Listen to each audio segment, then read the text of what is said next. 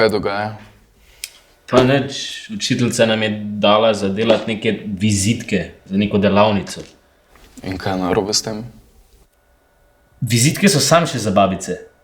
Zdaj imamo socialno mrežo, s katerimi se bomo hitreje in veliko lažje povezali z ljudmi. Ja, ampak vizitka je kot en plonk listek tvojega življenjepisa. Tudi če nobenemu ne izročiš, boš z njeno izdelavo lažje odkril svoje interese.